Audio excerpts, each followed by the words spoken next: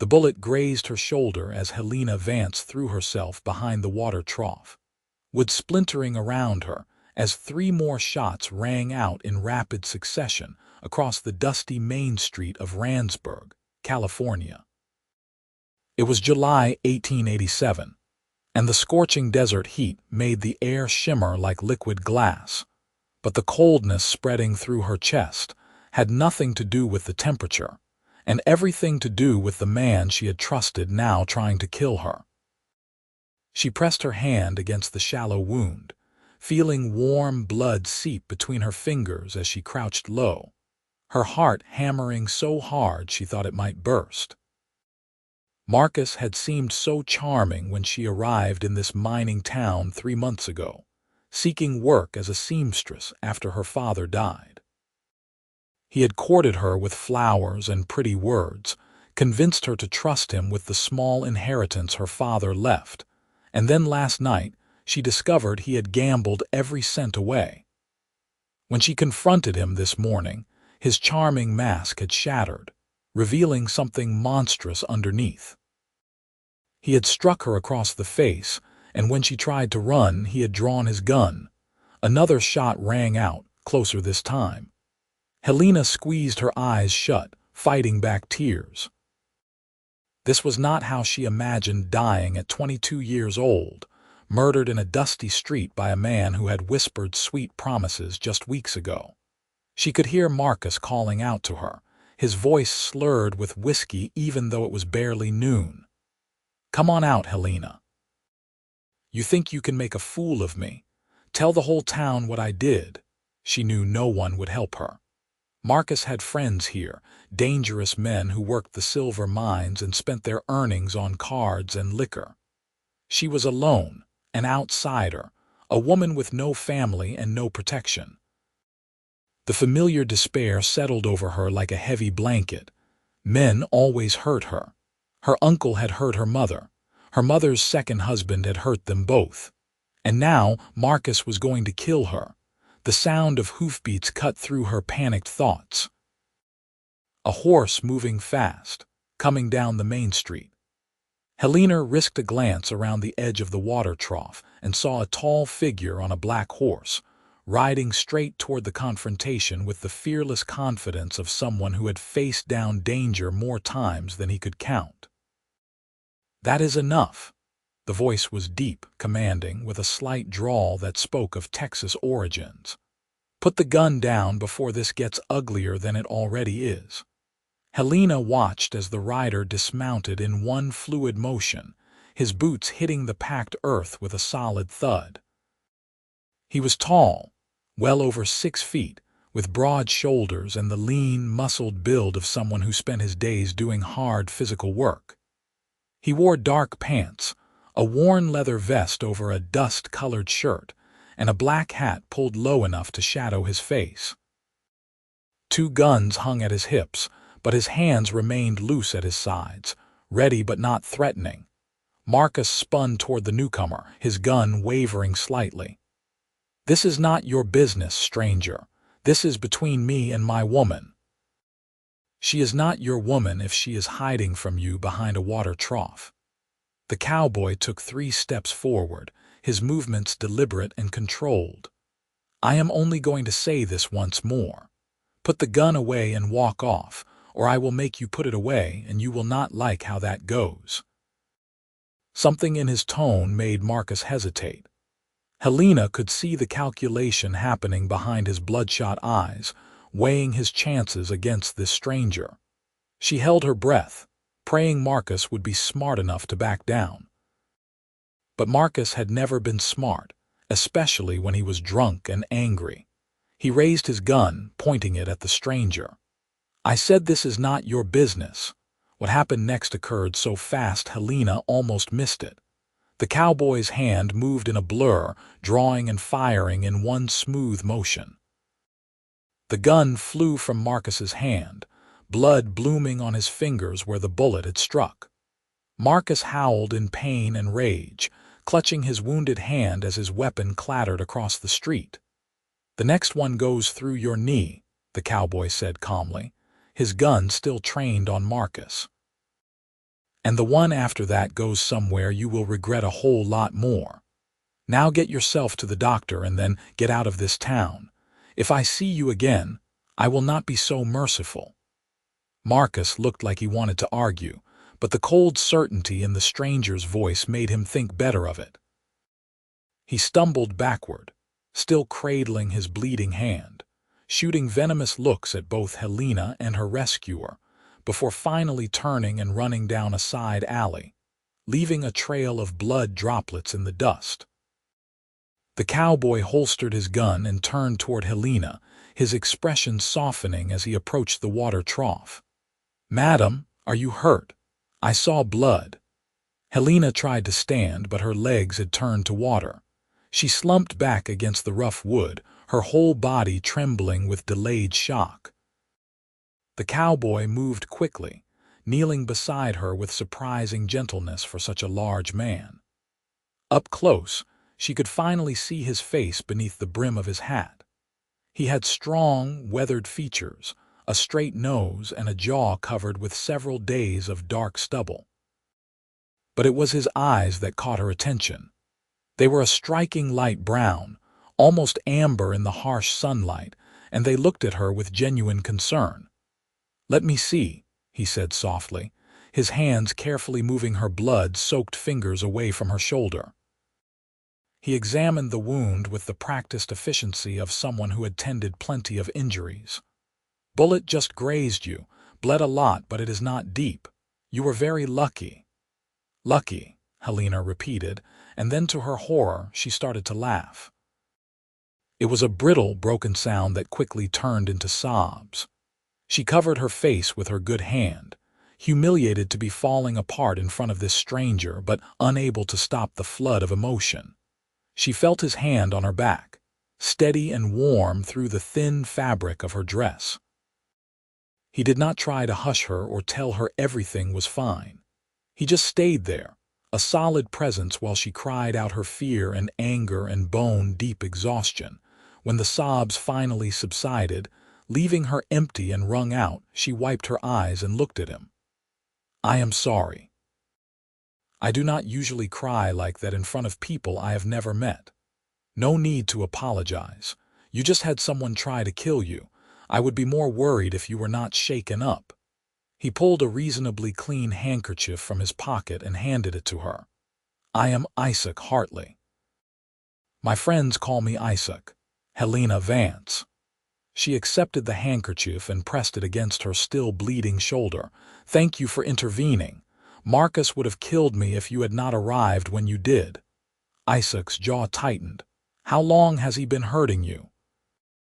"Today was the first time he struck me." She looked away, shame burning in her chest. "I know how that sounds. I should have seen what kind of man he was. I should have known better than to trust him with my money. I should have left the moment he raised his hand to me. But I have nowhere to go, no family, no friends in this town. I thought if I just explained, if I just made him understand how much that money meant to me, he would see reason." She laughed bitterly. "That was foolish of me. The only foolish person here is the man who thought it was acceptable to put his hands on you." Isaac stood and offered her his hand. "Can you stand? We should get you to the doctor and have that shoulder properly cleaned and bandaged." Helena hesitated. Every instinct she had developed over her 22 years screamed at her not to trust this man, not to accept his help, not to let herself depend on someone who would inevitably hurt her. But her shoulder throbbed with pain, her head felt light from blood loss and shock, and she genuinely did not think she could make it to the doctor's office on her own. She took his hand. His grip was strong but careful, supporting her weight as she struggled to her feet. The world tilted dangerously for a moment and she swayed against him. He steadied her with an arm around her waist, and she could feel the solid muscle beneath his shirt, the warmth of his body despite the desert heat surrounding them. "Easy now," he said quietly. "I have got you. You are safe." Safe? When was the last time she had felt safe? She could not remember. But standing there in the circle of this stranger's arm with his calm voice and steady presence, something inside her chest cracked just a little, letting in the smallest sliver of hope. The walk to Dr. Morrison's office took 10 minutes that felt like 10 hours. Isaac kept his arm around her waist the entire time, matching his longer stride to her unsteady steps. People stared as they passed, and Helena could hear the whispers starting already. She knew what they were thinking, what they would say. Another foolish woman who trusted the wrong man. Another outsider causing trouble in their quiet mining town. Dr. Morrison was a gruff man in his 50s with wild gray hair and gentle hands. He took one look at Helena's bleeding shoulder and immediately ushered them into his examination room. Isaac made to leave, but Helena grabbed his wrist with her good hand, surprising herself with the desperate need to not be left alone. "Stay," she whispered. "Please." Something flickered in his eyes, an emotion she could not quite name. He nodded and took a seat in the corner while the doctor cleaned and bandaged her wound. It hurt worse than the initial injury, making her grit her teeth and squeeze her eyes shut, but she did not cry out. She had learned long ago that showing pain only made things worse. When the doctor finished, he gave her a small bottle of laudanum for the pain and instructions to keep the wound clean. Isaac paid the fee before Helena could even reach for her small purse, waving off her protests. "Consider it the neighborly thing to do," he said simply. Outside the doctor's office, Helena finally asked the question that had been nagging at her. "Why did you help me? You do not know me. You could have just ridden past and minded your own business like everyone else in this town does." Isaac looked down at her, and there was something old and sad in his eyes. "My mother was married to a man who hurt her. I was too young to protect her, too small to stand up to him. I promised myself that if I ever saw a man hurting a woman, I would not look away. I would not be too small or too weak to do something about it." He adjusted his hat, shading his face. "Where do you live, Miss Vance? I should see you home safely." "I was renting a room above the seamstress shop, but Marcus knows where it is. I cannot go back there." The full reality of her situation hit her like a physical blow. She had no money, no safe place to stay, and a wounded shoulder that would make it difficult to work even if she could find employment. "I do not know what I am going to do." Isaac was quiet for a long moment, considering. "I own a small ranch about 5 miles outside town. It is not much, just a cabin and enough land for some cattle and horses. But it has a spare room and Marcus does not know where it is. You could stay there until you figure out your next move." Helena stared at him. "You are offering to let a woman you just met stay at your ranch, alone with you. That is extremely improper." "Yes, it is," Isaac agreed calmly. "But you have a bullet wound and nowhere safe to go. I am more concerned about your immediate survival than I am about what the gossips might say. Besides, I spent most of my days out on the land working. You would barely see me." He paused, then added quietly, "But if you would rather find somewhere else, I understand. I know you have no reason to trust me." That was the thing that made her decision. He acknowledged her fear, gave her a choice, did not try to pressure or manipulate her. Every other man in her life had pushed and pulled and demanded, taking what they wanted without asking. Isaac was offering help with no apparent expectations, and if that was a trap, it was the most elaborate one she had ever encountered. "I would appreciate a safe place to stay," she said finally. "Just for a few days, until I can make other arrangements." Something that might have been relief crossed his face. "I need to pick up some supplies from the general store. Do you need to collect anything from your room at the seamstress shop?" Helena thought about her few belongings, the dresses she had sewn herself, the small degria type of her parents on their wedding day. "Yes, but I cannot go alone. If Marcus is still in town, I will come with you." Isaac offered his arm, and after a brief hesitation she took it. The seamstress shop was mercifully empty when they arrived. Mrs. Chen, the elderly woman who owned it, was working in the back room. Helena quickly gathered her things while Isaac stood guard by the door, his hand resting casually near his gun. She owned so little that everything fit into a single carpet bag. When she told Mrs. Chen she was leaving, the old woman just nodded sadly, as if she had expected this. "That Marcus was no good," Mrs. Chen said in her heavily accented English. "I am glad you got away from him. Be careful, girl. Men like that do not like to lose." The warning echoed in Helena's mind as Isaac helped her onto his horse and swung up behind her. She sat side saddle in front of him, acutely aware of his chest against her back, his arms on either side of her as he held the reins. It should have felt threatening, being this close to a man she barely knew. Instead, it felt strangely safe. They rode out of Randsburg as the afternoon sun beat down mercilessly. The desert landscape stretched endlessly in all directions, dotted with scrub brush and the occasional Joshua tree. In the distance, the mountains rose up like purple shadows against the bright sky. It was beautiful in a harsh, unforgiving way, much like everything else about this place. "How long have you lived out here?" Helena asked, more to fill the silence than anything else. "About 3 years. I worked cattle drives in Texas for most of my 20s, saved up enough money to buy some land of my own. California seemed like a good place for a fresh start." His voice rumbled through his chest, and she could feel the vibration against her back. "What brought you to Randsburg?" "My father died 6 months ago. He was a shopkeeper in Sacramento, and when he passed, I discovered he had debts I knew nothing about. The creditors took everything to settle what he owed. I had some training as a seamstress, and I heard there was work in the mining towns, so I came here." She swallowed hard. "I should have been more careful with the little money I had left. I should not have trusted Marcus. He is the one who betrayed your trust. That is on him, not you."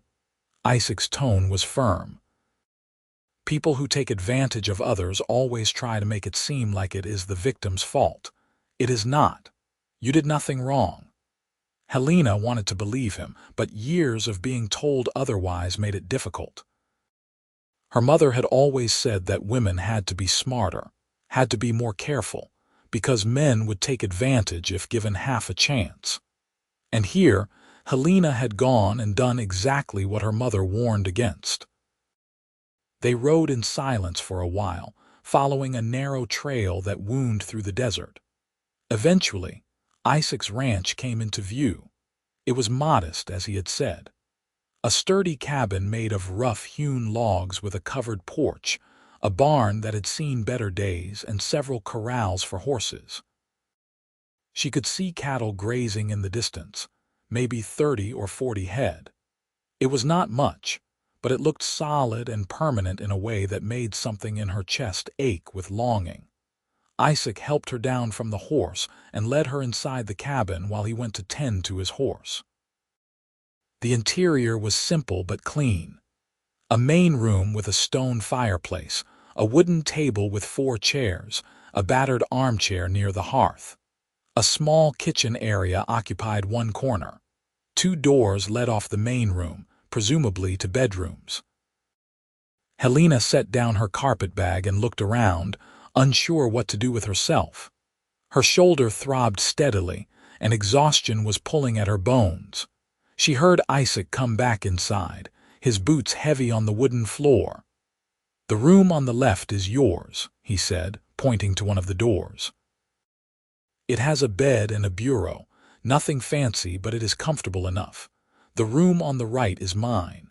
There is a pump out back for water, and the outhouse is about 50 yards behind the barn." He moved to the kitchen area and started pulling items from a shelf. "Are you hungry?" "I can make something simple." Helena realized she had not eaten since last night, too nervous about confronting Marcus to manage breakfast. I should be helping. You have done so much already. You have a bullet wound. Sit down and rest." It was not a command, just a practical suggestion delivered in that calm, steady voice of his. "Besides, I am not much of a cook. Anything I make will be basic at best." She sank into one of the chairs at the table, suddenly aware of how utterly exhausted she was. She watched Isaac move around the kitchen, assembling a simple meal of beans, salt pork, and cornbread. His movements were efficient and practiced, and she found herself studying him, trying to understand what kind of man would shoot a stranger's gun out of his hand, and then invite that stranger's victim into his home. He was handsome in a rugged, weathered way that suggested he was somewhere in his early 30s. His hands were large and calloused from hard work, but she had seen how gently he handled her wounded shoulder. He wore his guns with the ease of someone very comfortable with violence, but he had gone out of his way to wound rather than kill Marcus. He was a contradiction she could not quite puzzle out. When the food was ready, Isaac served her a generous portion and took a smaller one for himself. They ate in silence at first, but it was not uncomfortable. Helena found herself relaxing slightly, the hot food and safe surroundings easing some of the tension from her shoulders. "This Marcus," Isaac said eventually, his tone casual but his eyes serious. "Do you think he will come looking for you out here?" Helena considered the question. "I do not know. He was very drunk and very angry. Mrs. Chen warned me that men like him do not like to lose." She set down her fork, her appetite suddenly gone. "Maybe I should not have come here. If he does come looking for me, I will have brought danger to your doorstep. Let me worry about danger. I have handled worse than one drunk gambler." Isaac leaned back in his chair. "But I need you to be honest with me. Is there anything else I should know? Any other reason someone might come looking for you?" "No. I have no family, no enemies besides Marcus, nothing valuable anyone would want. I am just a seamstress who made poor choices in men." She met his eyes directly. "Why are you doing this, really? What do you want from me?" The question hung in the air between them. Isaac was quiet for a long moment, and Helena braced herself for whatever answer he would give, whatever price he would name for his generosity. "My mother died when I was 15, he said finally. "Her husband, my stepfather, beat her regularly. One night he beat her so badly she never woke up. I was working at a neighboring ranch when it happened. By the time I got home, she was already buried and he had disappeared. I spent 5 years looking for him, tracking him across 3 states, but I never found him." He looked down at his hands. "I do not want anything from you, Miss Vance. I just could not stand by and watch another woman get hurt when I had the power to stop it. That is all." The raw honesty in his voice made Helena's throat tight. She understood grief, understood the weight of helplessness. "I am sorry about your mother." "Me too." He stood and started clearing the dishes. "You should rest. That shoulder needs time to heal." Helena wanted to argue, wanted to help clean up, but her body felt like it was made of lead. She managed to make it to the small bedroom Isaac had indicated before her knees gave out. The room was sparse but clean, with a narrow bed covered in a faded quilt, a simple bureau, and a small window that looked out over the desert. She sat on the edge of the bed, her carpetbag at her feet, and tried to process everything that had happened in the past few hours. This morning she had woken up in her rented room, dreading the confrontation with Marcus, but determined to get her money back.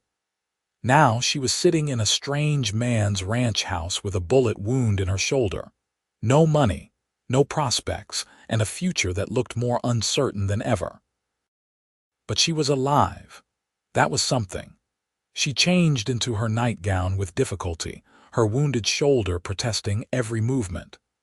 When she finally lay down on the bed, she expected to stay awake worrying, her mind spinning with all the problems she needed to solve. Instead, she fell asleep almost immediately, exhausted beyond the point of anxiety. She woke once in the night, disoriented and frightened by unfamiliar shadows.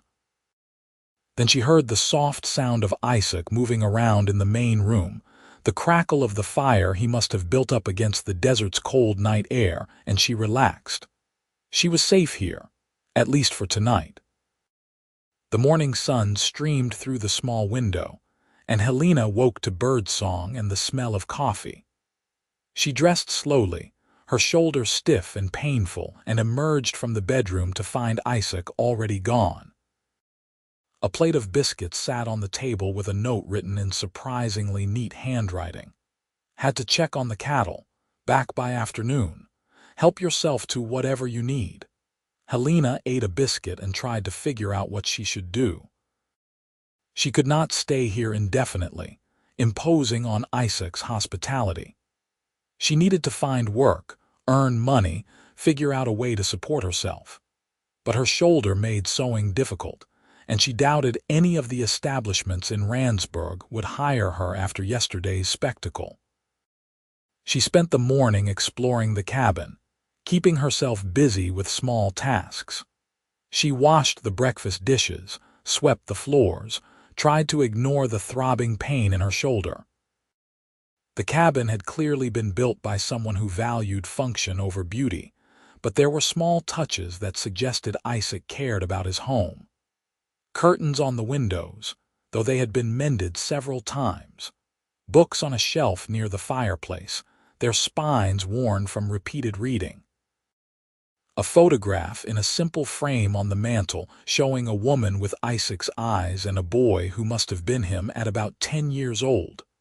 Isaac returned in the early afternoon, dusty and tired. He nodded to her when he came in, then went to wash up at the pump outside. When he came back, his hair was damp and his face clean of trail dust. "How is your shoulder?" he asked. "Sore, but healing, I think." Helena gestured to the cabin. "I hope you do not mind. I did some cleaning. I felt like I should do something to earn my keep." "You do not need to earn anything. You are a guest, not a servant." But he looked around at the tidier space with what might have been approval. "Though I will admit the place looks better than it has in a while, I am not very good at keeping house." They fell into an easy routine over the next few days. Isaac would leave early to work the ranch, and Helena would occupy herself with small domestic tasks despite her injured shoulder. She cooked meals, mended torn clothing she found in Isaac's room, swept and cleaned. It felt good to be useful, to have purpose, even if it was temporary. In the evenings, they would eat dinner together and talk. Isaac was not much for small talk, but he would answer her questions about ranching, about the land, about his experiences on the cattle drives. In turn, she told him about growing up in Sacramento, about learning to sew from her mother, about her dreams of opening her own dress shop someday. They never talked about Marcus, or what would happen when Helena's shoulder healed. Those topics seemed too large, too complicated for their fragile peace. On the fourth day, Helena was hanging laundry on the line behind the cabin when she saw a rider approaching from the direction of town. Her heart seized with instant terror. Marcus. He had found her.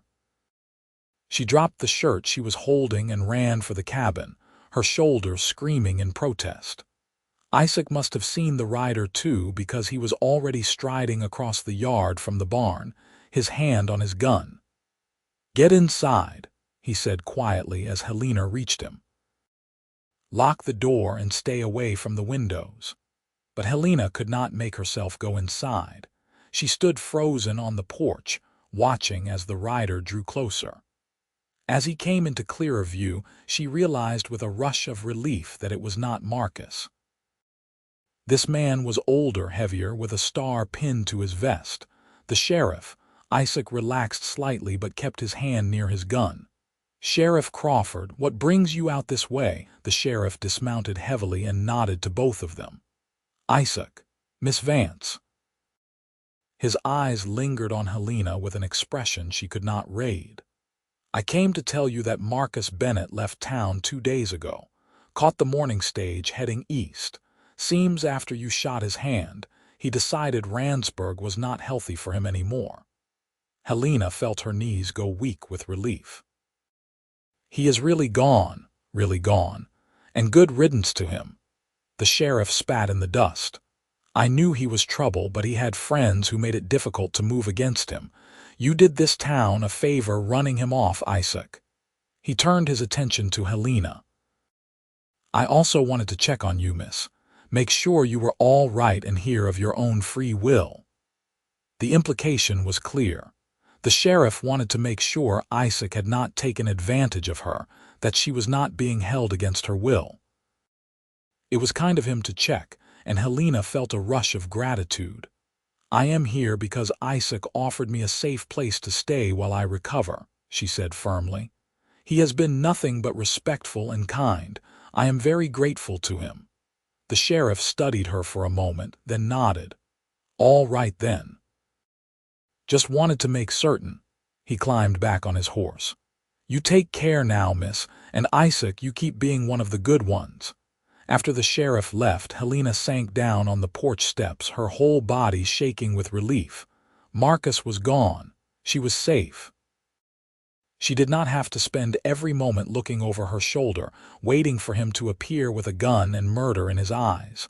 Isaac sat down beside her, careful to leave space between them. "That is good news." "Yes." She turned to look at him, really look at him. "I have not properly thanked you for what you did. You saved my life, and you gave me a place to stay when I had nowhere else to go, and you have asked for nothing in return. I do not know how to repay that kind of kindness." "You do not need to repay it. Anyone decent would have done the same." But his expression suggested he knew that was not true, that most people in Randsburg had done nothing while Marcus terrorized her. "Not anyone," Helena said softly. "You did. You stepped in when you did not have to, and you have been taking care of me ever since. That means something." Isaac looked uncomfortable with the praise. He stood abruptly and walked to the edge of the porch, staring out at the desert. "I should get back to work. Those fence posts will not fix themselves." Helena watched him go, frustrated by his refusal to accept her gratitude but also touched by his modesty. He truly did not seem to think he had done anything special, but he had. He had done something extraordinary, and she was beginning to realize that Isaac Hartley was an extraordinary man. That evening, as they ate dinner, Helena broached the subject that had been weighing on her mind. "Now that Marcus is gone, I should start thinking about my next move. I cannot impose on your hospitality forever." Isaac was quiet for a long moment, pushing beans around his plate. "What will you do?" "Do you have somewhere to go?" "No," Helena admitted, "but I am a skilled seamstress. I can find work somewhere, save up money, maybe eventually open that shop I dreamed about. You could stay here." The words hung in the air between them. Helena stared at him, not sure she had heard correctly. "Stay here, at your ranch. You have been doing the cooking and cleaning while I work the land. That is worth something. I could pay you a small wage enough to start saving for your shop, and you would have a safe place to live." He finally met her eyes. "Unless you would rather go. I understand if being out here is too isolated or if you would prefer to be in town." Helena's mind raced. Stay here with Isaac in this cabin in the desert. It was improper, possibly scandalous, but it was also practical. She needed work and a safe place to live, and he was offering both. And if she was honest with herself, the thought of leaving, of not seeing Isaac every day, made her chest ache in a way she did not want to examine too closely. "People will talk," she said finally. "People always talk. Let them." Isaac leaned forward, his expression intense. "Look, I know you have no reason to trust me. I know every man in your life has hurt you or let you down. But I meant what I said that first day. Not this one. Never this one. I will never hurt you, Helena. I swear it." The sincerity in his voice made her breath catch. She thought about the past week, about how safe she had felt here, how easy it had been to talk to him, how she looked forward to their evening conversations. She thought about how he looked at her with respect, not hunger. How he gave her space and choices and never pushed for more than she wanted to give. "All right," she said quietly. "I will stay, at least for a while." Something blazed in Isaac's eyes, bright and warm. "Good, that is good." The weeks that followed fell into a comfortable pattern. Helena took over all the domestic tasks, cooking, cleaning, mending, while Isaac worked the ranch. She found she enjoyed the work, enjoyed making the cabin into a real home. She made new curtains from fabric she bought on one of their trips into town. She planted a small vegetable garden behind the cabin. She learned to bake bread in the temperamental wood stove. And slowly, carefully, she learned to trust Isaac. It was the small things that did it. The way he always knocked on her bedroom door before entering the cabin, giving her privacy and warning. The way he never touched her without asking first, even casually. The way he listened when she talked, really listened, like her thoughts and opinions mattered. The way he sometimes brought her small gifts from town. A new thimble for sewing, a pretty ribbon, a book he thought she might like. She found herself watching him more often, noticing things. The way his shirt pulled across his shoulders when he lifted something heavy.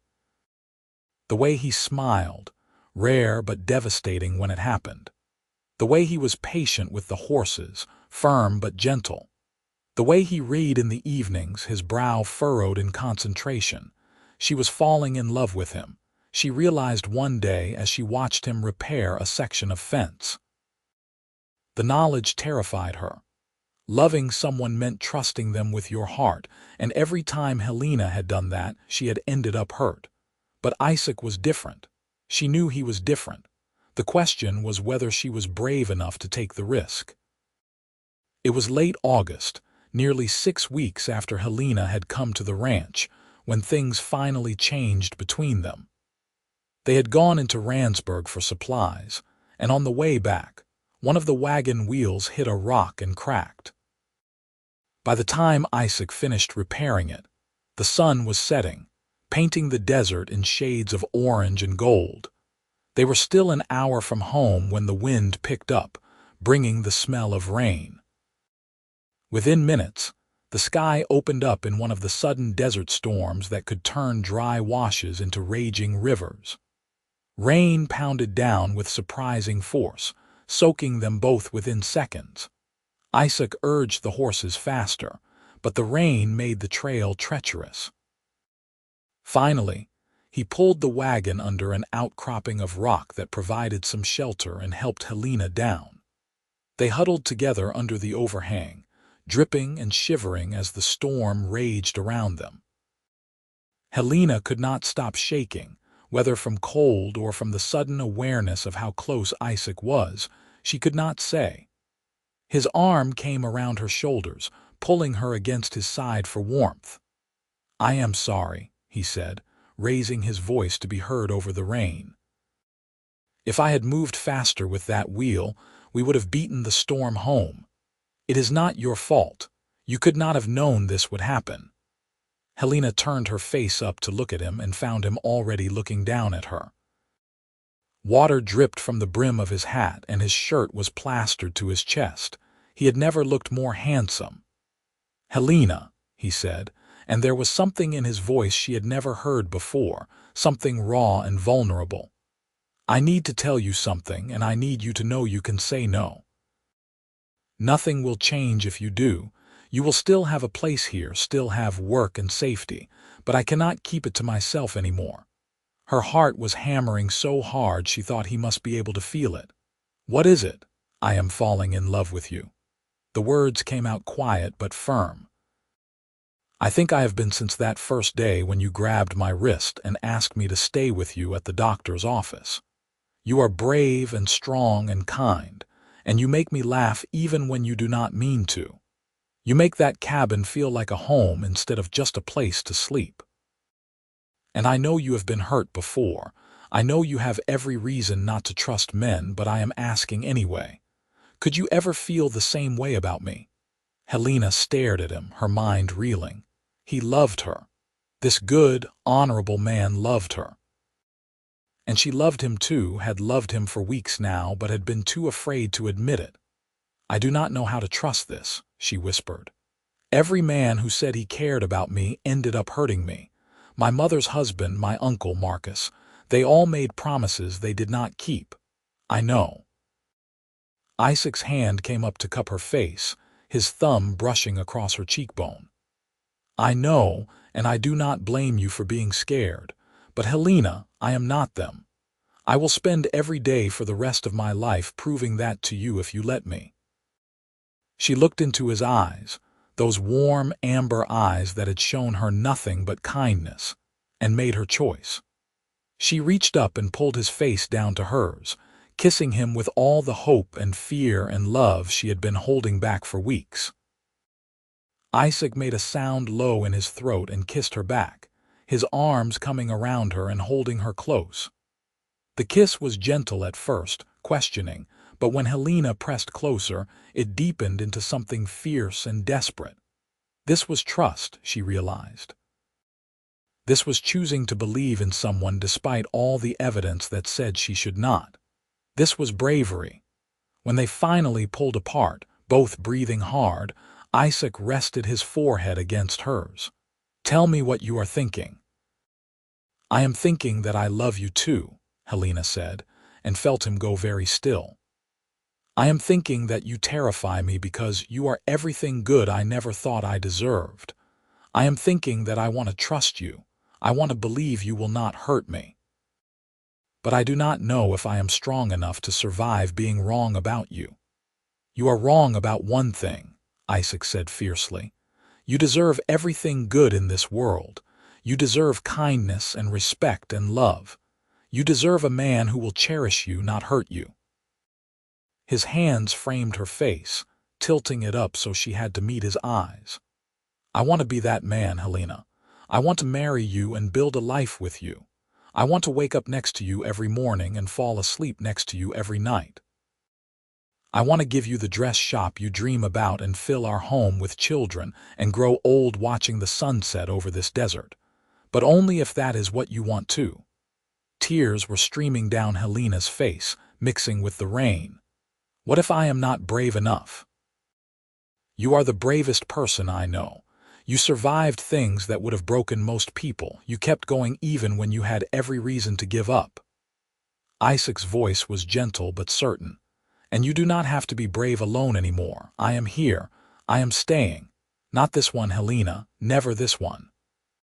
She whispered, "Men always hurt me." But even as the words left her mouth, she knew they were not true anymore. Not all men, not this one. Isaac stepped back slightly and said, "Not this one.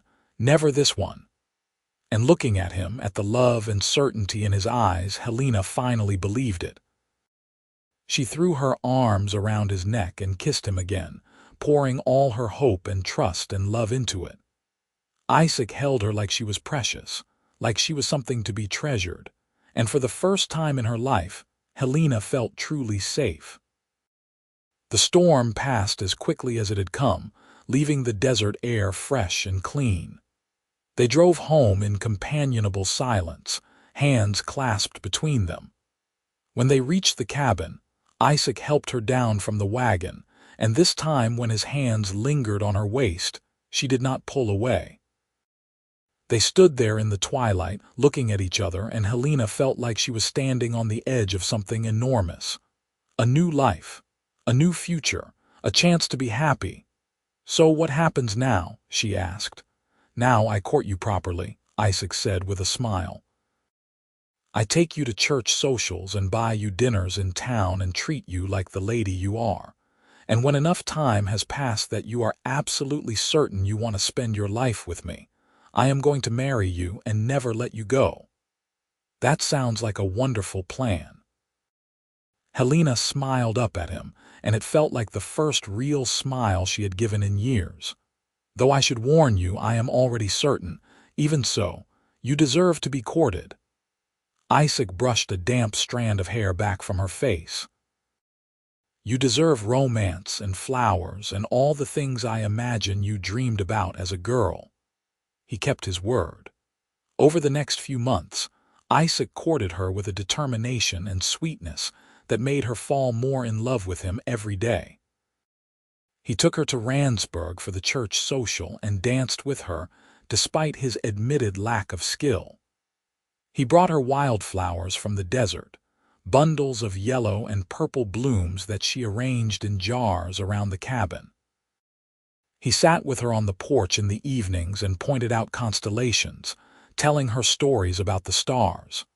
And slowly, carefully, Helena learned what it meant to be loved by a good man. It meant having her opinions respected and her dreams encouraged. It meant being touched with gentleness and desire, not violence. It meant being seen as an equal partner, not property to be controlled. Isaac proposed on a cool October evening as they sat watching the sunset from the porch. He pulled a simple gold band from his pocket and held it out to her with shaking hands. "It was my mother's," he said quietly. "The only thing I have left of her. I know it is not fancy, but I wanted you to have it. Will you marry me, Helena? Will you be my wife?" Helena took the ring, tears blurring her vision. It was perfect, worn smooth from years of wear, a tangible connection to the woman who had raised Isaac to be the man he was. "Yes," she whispered. "Yes, I will marry you." They were married in November by the circuit preacher who came through Randsburg once a month. It was a small ceremony, just them, Sheriff Crawford and his wife as witnesses, and a few people from town. Helena wore a dress she had sewn herself, pale blue with lace at the collar. Isaac wore his best clothes and looked so nervous and happy that Helena wanted to cry. When the preacher asked if anyone objected to the union, there was a tense moment where Helena held her breath, half afraid Marcus would somehow appear. But the moment passed without incident, and then Isaac was sliding the ring onto her finger and kissing her, and she was married to this wonderful, impossible man.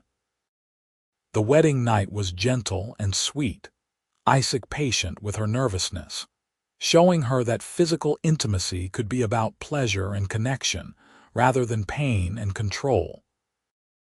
Afterward, she lay in his arms in their bed, the bedroom that was now theirs together, and felt a peace she had never known. "I love you," she whispered into the darkness. "I love you too," Isaac replied, his arms tightening around her. "Every day for the rest of my life." They settled into married life with surprising ease. The cabin that had felt temporary now felt like home. Helena continued her domestic work, but now it felt different, like she was building something permanent rather than just passing time. She expanded her vegetable garden and learned to can and preserve food for the winter.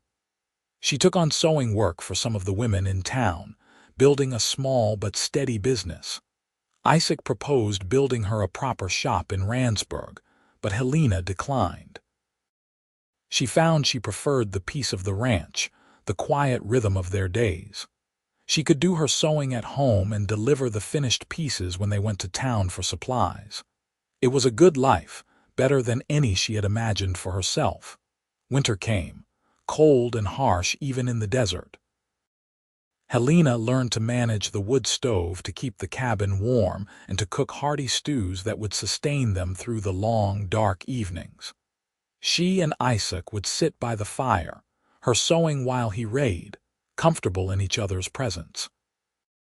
It was during one of these quiet evenings in late January that Helena realized she had missed her monthly courses. She counted back the weeks, her hands stilling on the dress she was hemming. 2 months. She had missed 2 months. She looked up to find Isaac watching her with concerned eyes. "What is wrong?" "Nothing is wrong." She set aside her sewing, her heart pounding. "Isaac, I think I might be pregnant." The book he had been reading fell from his hands. He stared at her, his expression going through several rapid changes before settling on something like wonder. "Pregnant." "Are you certain?" "Not completely, but all the signs are there." She pressed a hand to her still flat stomach. "How do you feel about that?" Isaac crossed the room in 3 long strides and pulled her into his arms, holding her so tight she could barely breathe. "I feel like the luckiest man alive," he said, his voice thick with emotion. "A baby, our baby." Helena held him just as tightly, overwhelmed by the sudden rush of joy. A baby. A child born of love who would grow up safe and cherished. The family she had always wanted but never thought she would have. Dr. Morrison confirmed the pregnancy in February. Helena was healthy. The baby seemed strong, and barring complications, they could expect a new arrival in late summer. Isaac became even more protective, insisting she rest more and let him take on more of the household tasks. Helena argued but secretly appreciated his care. As her belly grew round with their child, Helena found herself thinking about her mother, wishing she could be here to see her grandchild. Her mother had endured so much pain in her life, so much abuse from the men she had trusted. But she had also been strong and brave, raising Helena alone after her father died, teaching her to sew, preparing her for a world that was often unkind to women. "I want to name her after my mother if it is a girl," Helena told Isaac one evening as they sat on the porch watching the spring sunset. "Grace. Her name was Grace. Grace is a beautiful name." Isaac's hand rested on her swollen belly, feeling the baby kick. "And if it is a boy?" They discussed names for hours, finally settling on Joseph after Isaac's grandfather.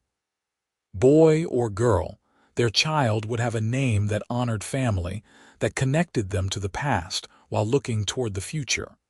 The summer heat was oppressive, making Helena's pregnancy uncomfortable.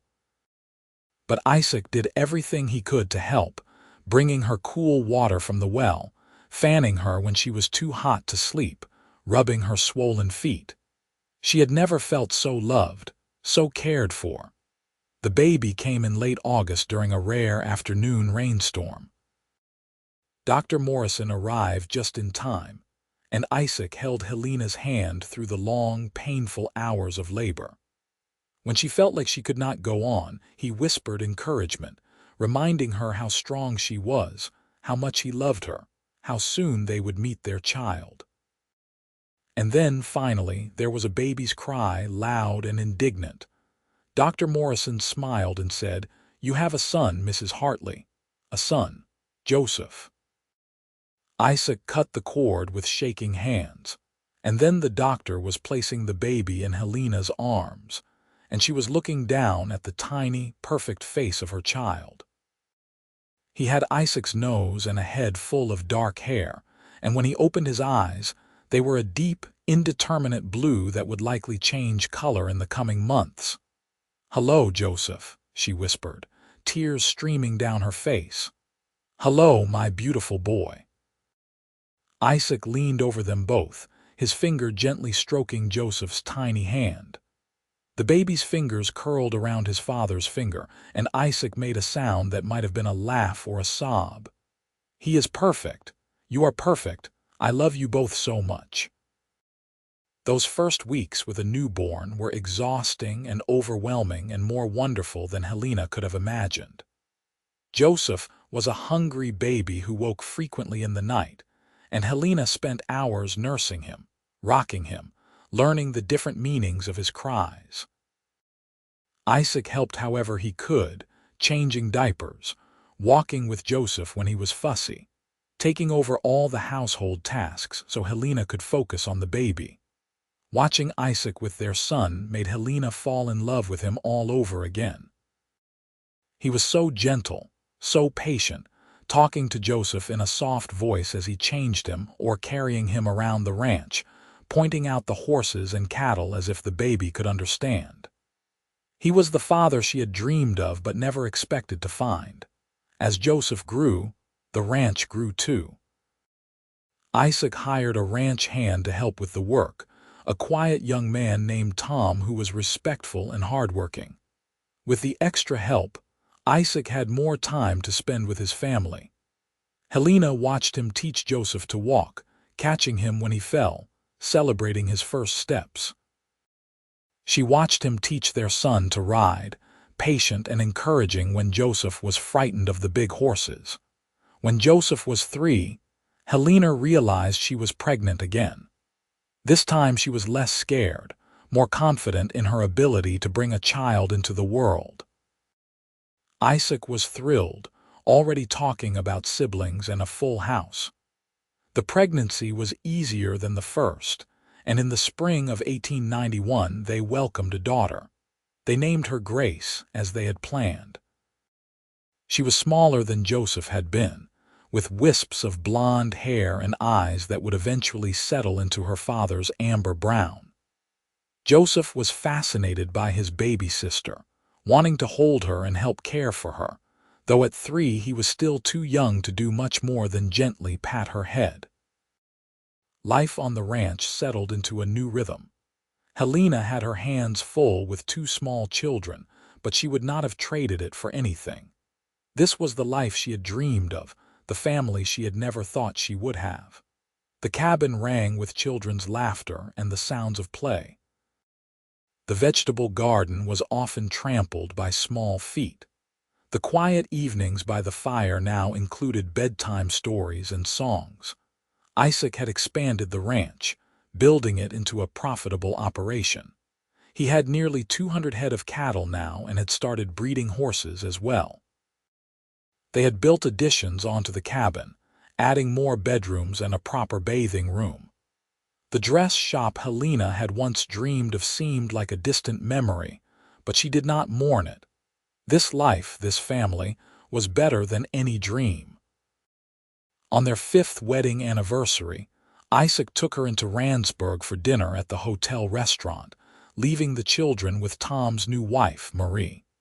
It was rare that they had time alone together, and Helena treasured every moment. "You remember the day we met?" Isaac asked as they shared dessert. "When I rode into town and saw Marcus shooting at you, I remember thinking I was going to die," Helena said. "And then you appeared like something out of a dream. I was scared I would be too late. When I saw the blood on your shoulder, I thought he had hit something vital." Isaac reached across the table and took her hand. "I have never been so relieved as when the doctor said you would be fine." Helena squeezed his fingers. "You saved my life that day. But more than that, you gave me a life worth living. You taught me that not all men hurt, that love does not have to mean pain. You gave me a family and a home and a future. How do you thank someone for that? You do not need to thank me. Loving you has been the easiest thing I have ever done." Isaac's eyes were warm and soft. "Every day with you is a gift." They walked home through the darkening streets, arms around each other, talking about their children and their plans for the ranch and all the small, ordinary details of their shared life. It was not a grand romance, not the stuff of novels. It was better. It was real. When they reached the ranch and relieved Marie of her babysitting duties, they checked on their sleeping children. Joseph was sprawled across his bed, one arm hanging off the side. Grace was curled up with her favorite blanket, her thumb in her mouth despite Helena's efforts to break the habit. "They are growing so fast," Helena whispered, smoothing Grace's blonde hair back from her forehead. "They are." Isaac wrapped his arms around her from behind, his chin resting on top of her head. "But we have plenty of time, plenty of days to watch them grow and learn and become whoever they are meant to be." Helena leaned back against him, grateful for his solid presence, for his certainty. She thought about the frightened, desperate woman she had been 5 years ago, hiding behind a water trough while a man tried to kill her. She thought about how close she had come to never knowing this life, this love. "I am so glad you rode into town that day," she said quietly. "Me too," Isaac replied. Best decision I ever made." The years continued to unfold, each one bringing new challenges and joys. Joseph grew into a serious, thoughtful boy who loved the ranch and the animals. Grace was wild and adventurous, always climbing things she should not and coming home covered in dust and scraped knees. When Joseph was 7 and Grace was 4, Helena gave birth to another son whom they named Samuel. And 3 years after that, another daughter arrived, Rebecca, completing their family. The cabin that had once seemed too big for one person now overflowed with life and noise and love. Helena sometimes felt overwhelmed by the sheer chaos of 4 children, but Isaac was always there, supporting her, sharing the work, making her laugh when she was tired. They faced hard times too. A drought one year that killed half their cattle. A winter so harsh they nearly lost everything. Joseph broke his arm falling from a horse, and Grace caught pneumonia that had them terrified for weeks. But they weathered every storm together, their love and partnership carrying them through. Helena never forgot where she came from, never took for granted the life she had been given. Sometimes she would see a woman in town with bruises on her face and fear in her eyes, and she would remember being that woman. She started taking in women who needed help, giving them work on the ranch, providing them a safe place until they could get back on their feet. Isaac supported her fully, even building a small cottage on the property specifically for that purpose.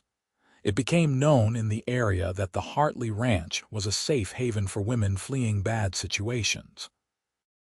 Helena did what she could to help, sharing her own story, showing them that it was possible to survive and build a new life. She thought her mother would have been proud. On Helena's 40th birthday, Isaac took her on a trip, just the two of them, leaving the children with Tom and Marie. They rode out into the desert, following trails that led to places they had never explored. They camped under the stars, making love under the vast desert sky, talking and laughing like they had when they were newly married. "You ever regret it?" Isaac asked one night as they lay wrapped in blankets, watching the Milky Way stretch across the darkness. "Staying here with me instead of going back to the city, opening that dress shop you dreamed about." Helena propped herself up on one elbow to look at him. Even at 45 he was handsome, his face weathered by sun and work but his eyes still bright with love. "Not for a single moment. This life, our family, it is more than I ever dreamed possible. You are more than I ever dreamed possible." "I love you," Isaac said, pulling her down for a kiss. "Thank you for taking a chance on a rough cowboy with a small ranch and big dreams. Thank you for stepping in when you did not have to. Thank you for keeping your promise." Helena rested her head on his chest, listening to the steady beat of his heart. "Not this one. Never this one." "Never this one," Isaac agreed, his arms tightening around her. "Until the day I die and beyond." They returned to the ranch to find their children had planned a surprise party. The house was decorated with wildflowers and ribbons, and Marie had baked a cake. Joseph, now 17 and nearly as tall as his father, presented her with a carved wooden box he had made himself. Grace, 14 and beautiful despite the dust always in her hair, gave her a drawing she had done of the whole family. Samuel and Rebecca, 10 and 7, had picked flowers and written a song they performed with much enthusiasm and little melody. Helena looked around at her family, at the life she had built, and felt her heart might burst with happiness. This was what love looked like. Not grand gestures or passionate declarations, but daily choice and commitment. It was Isaac bringing her coffee every morning. It was teaching their children to be kind and brave. It was weathering storms and celebrating joys. It was growing old together and still finding new reasons to fall in love. The children grew up and began their own lives. Joseph took over more of the ranch operations, proving to be a natural cattleman like his father. Grace married a teacher from Ridgecrest and moved there, though she visited often with her husband and eventually her own children. Samuel decided to become a doctor, inspired by old Dr. Morrison, and left for medical school in San Francisco. Rebecca, their youngest, showed a talent for business and helped Helena expand the Safe Haven program, raising funds and organizing support for women in need. Through it all, Isaac and Helena remained the center, the foundation upon which their family was built. They grew older together, their hair turning gray, their bodies wearing the marks of hard work and full lives. But their love never diminished. If anything, it grew deeper, richer, seasoned by years of partnership and shared experience. On their 30th wedding anniversary, their children and grandchildren gathered at the ranch for a celebration. Isaac and Helena stood on the porch of the cabin, now extensively remodeled and expanded, but still recognizably the same building where they had started their life together, and looked out at the crowd of people who existed because they had found each other. "Quite a legacy," Isaac murmured, his arm around Helena's waist. "Quite a life," Helena corrected. She turned to face him, this man who had saved her and loved her and built a world with her. "I would not change a single moment, not even the bullet wound," she laughed. "Well, maybe that. But even that brought me to you, so I cannot regret it too much." Isaac kissed her, gentle and sweet, the kiss of people who had been kissing for 30 years and still found joy in it. Around them, their family cheered and applauded, and Helena smiled against his lips. She thought about the terrified woman she had been at 22, convinced that all men hurt, that love was just another word for pain. She thought about Isaac stepping back that day, making a promise that seemed impossible. Not this one. Never this one. He had kept that promise every single day for 30 years. He had loved her with gentleness and respect, had supported her dreams, had been her partner in every possible way. He had given her children and grandchildren, a home and a purpose, safety and joy. He had proven that it was possible for a man to love a woman without hurting her, to cherish rather than control, to build up rather than tear down. And in doing so, he had not just saved her life that day in Randsburg. He had given her a life worth living, a future she could never have imagined, a love that would last until the end of their days and beyond. As the sun set over the desert, painting the sky in shades of gold and pink and purple, Helena Hartley stood in her husband's arms, surrounded by the family they had created, and knew with absolute certainty that she was exactly where she was meant to be. She had been broken once, shattered by men who saw her as something to use and discard. But Isaac had helped her put the pieces back together, not to make her into what she was before, but into something new and strong and beautiful. They danced that night under the stars, while their children played music and their grandchildren ran wild through the desert darkness. Isaac held her close, humming off-key, his feet still clumsy after all these years. And Helena laughed, pure and joyful, the laugh of a woman who had survived, who had thrived, who had found love in the most unexpected place. "I love you," she whispered against his chest. "I love you too," Isaac replied, as he had replied thousands of times before and would reply thousands of times more. "Not this one, Helena, never this one." And she believed him, as she always had, as she always would, because some promises, when made by the right person, were kept forever.